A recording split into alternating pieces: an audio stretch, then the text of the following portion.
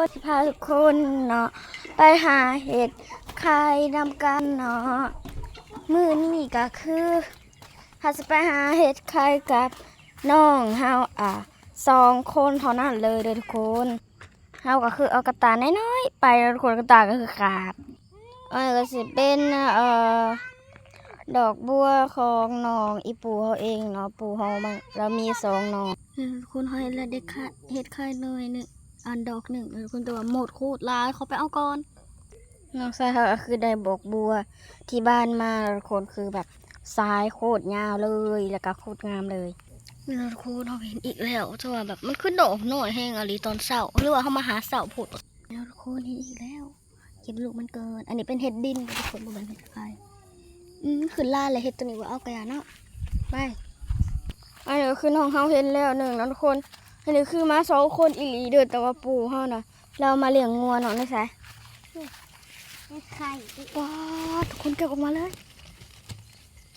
เก็บดีๆเด้อระวังตีมันเสียใส่มาเบิ่งสักก้อนป๊าดไปใส่กระตา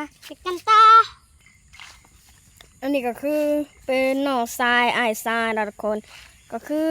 เมื่อกี้นี่เกือบสิชนกันแล้วเนาะส่วนอันนี้ก็เป็นงัวพันธุ์เด้องัวแม่2 ตัวนี้คือเป็นงัวลาดเด้อทุกคนก็คือปู่เขาว่าคันพายต้องการเลี้ยงได้ก็คือมาซื้อได้เลยเนาะเพราะอยากขายนี่เราทุกคนเห็นอีกแล้วแล้วก็มันไปอยู่ยังเลยในหันนะปู่นะปู่มันออกเลย ป๊า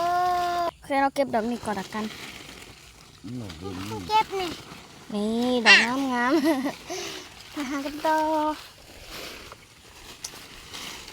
อันนี้มันเป็นเห็ดกินได้บ่อยปู่ได้เห็ดไข่นั่นแหละ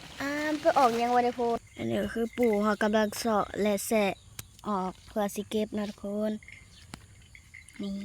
มันไปอยู่ในไซว่านี่เราทุกคนเห็นเห็ดดินอีกแล้วอย่าว่าเอาเห็ดดินก่อนทางนั้นก็คือเห็นแล้วว้ายตีนหักหมดแล้วพูดไปเก็บอย่างอย่างคุณปะนี่เราทุกคนน้องเขาเห็นอีกแล้วเก็บเลยอยู่ในดินแห้งเลยเนาะอย่างแต่มันหักนี่หักปาดงามเบิ่งเกือบสเต็มกระตาน้อยๆของเขาเลยดีกว่า